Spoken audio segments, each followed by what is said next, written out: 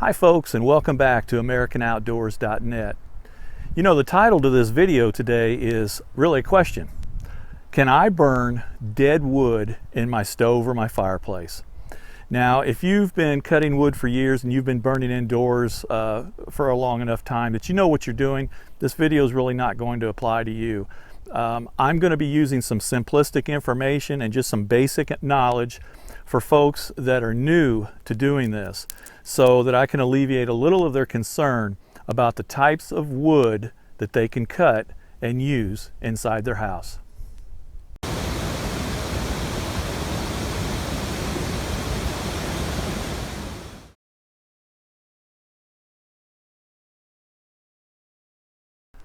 Now, when you're looking in the woods for a good dead wood, the best dead tree, it's a standing dead tree. Now, I'm going to share with you some cautions about that in just a moment. Now, a question you may have as well is, well, why would I want to cut down a dead tree when I can just cut down a perfectly good live oak tree? Well, there's several answers there. First off, with a dead tree, the drying, the curing, decomposition, the seasoning process is already underway. So you've got a leg up over a green tree like this. With a dead tree, a lot of times the upper extremities, the limbs and the trunk itself, once you've got that cut and split, you may find that that's ready to burn right now, and you don't have to wait, if any, before you can put that in your stove or your fireplace. You cut a live tree that's green, it's going to sit for a year or 2 or 3 before your moisture content, which you should never burn wood in your home with a moisture content over 20%, but it's going to be a significant amount of time before that drops so it's dry enough to burn. So a word of caution while we're discussing cutting down dead trees. This is a deadfall tree behind me.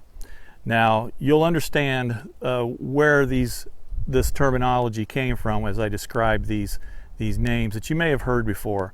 Deadfall, windfall, blowdowns, snag trees.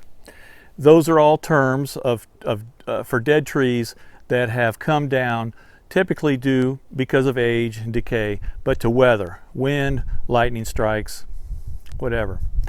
This tree behind me is a deadfall, and I am using this for reference and as an example of a tree that you should not mess with.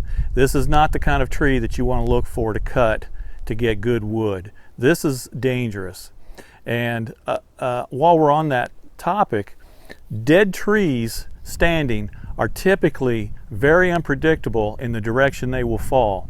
So when you're cutting a live green tree, normally the proper procedure is you always have a pre-planned exit, a way that you're going to go as that tree falls so that you're away from it. With the unpredictability of a dead tree, you should have a second plan too. You need to pay real close attention when this tree starts to come down, whether it's coming down in the direction you intended it or it's coming down another way. You just need to be aware, and you need to be safe. I just wanted to spend just another moment on a safety issue. This is a dead oak right in front of me as I'm raising the camera. You can see up at the top how it's snapped off, and there are some dead branches that have also broken off and dropped down. These are called Widowmakers, okay? And there's a reason why they're called Widowmakers. A lot of times you may be down here doing a face cut, driving wedges in order to knock this tree over. You're shaking the tree, and it's not uncommon for limbs to snap and fall and hit you on the head. And these are things you need to be aware of when you're cutting down a dead tree. So if you're kind of new to this and you're not really sure if the tree's dead or not, it's the middle of winter, the leaves are already dropped off of everything. One clue is loose bark.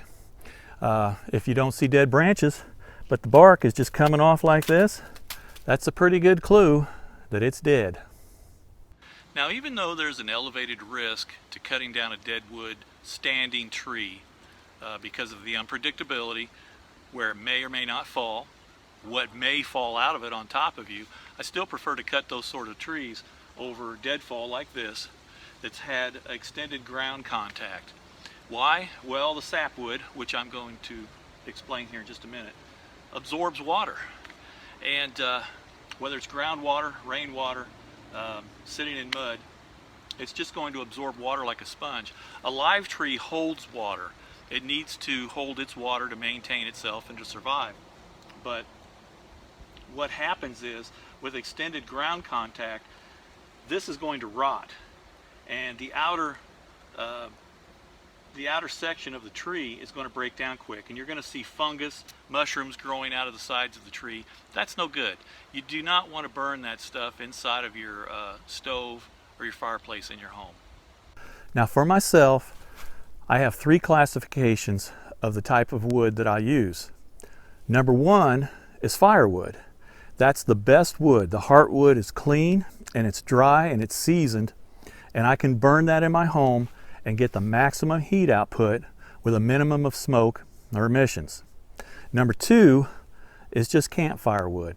That's stuff that maybe it's unseasoned, it's still wet, dirty, maybe it has a little rot to it, but I can use that for family get-togethers, for cooking out, or just having a fire under the stars if it suits me. Number 3 is just scrap wood. That's the debris that's left over. That's rotten wood that's just has no useful purpose at all, other than I'll use it for burning brush or burning out stumps, but I'll usually push it over in a pile and it's there if I need it or not. Here are 3 examples, 3 separate trees. All were dead when I cut them down. They were all standing. Now, I was talking earlier about sapwood and heartwood. Sapwood is the outer ring of a tree. It will absorb moisture. Bark attaches to it. The heartwood is the core or the meat of your tree, and this is where the really good usable firewood should be. If you've got rotten heartwood, it's really not worth your time normally to mess with. So this oak right here, you can tell the bark's still tight on this. It has cracked across the middle. I'll split this, but it's going to be a while before that one's ready to be used indoors. Now this one, this tree has been dead for several years, and you can see there is a lot of rot outside the outer ring. Now you can cleave this off. Bark comes off really easy on this one. You can cleave all this off and you can get some good wood in here. And this may not take very long at all to burn. Just depends on what this may not take very long at all before it's dry enough to burn. It just depends on what the moisture content is. Now the last one is, that was a den tree. That's got woodpecker holes in it, quite a few. That one right there, you're going to have to be in pretty dire straits if you want to use that wood. I'd say at least half of that log is rotten. There's a very small core of heartwood in there. You're going to cleave most of that off to get maybe 2 pieces of usable firewood. So depending on your situation, you should just roll that one back out in the pasture and use that to burn some stumps out. But another thing that you need to be aware of with these trees, they may have insects in them and they may be hibernating. So you carry an old tree like that, an old log in the house like that, you're liable to wake up some insects as well and send them into your house. So when you're out on your woods or somebody's land and you're looking for a decent tree to bring back that's dead, these are pretty good examples of what's considered usable wood. This one needs a little seasoning. This one is probably pretty close to going. But you could kind of use these for a reference of what to look for, and then you can use the third one, I suppose, as to what to avoid. Now I cut this tree down more as a matter of safety. It has no purpose, no useful life left in it other than I'm going to cut it up and fill the holler down here. If you've heard me last few minutes and learned anything, I hope it's that you should maximize your resources in the best way possible, and burning deadfall before live green trees is probably the best example I can give you. We don't all have 50 or 100 acres. We don't all have access to timber. And if you can burn your dead trees first, you're allowing your live green trees to grow another year or two, get a little bit bigger, and produce a little bit more. And that's good for you, it's good for your home and your utility bills. So on behalf of AmericanOutdoors.net, thank you for watching. We've got other links about wood, seasoning, burning that you're welcome to look at. Thank you, and God bless. We'll see you soon.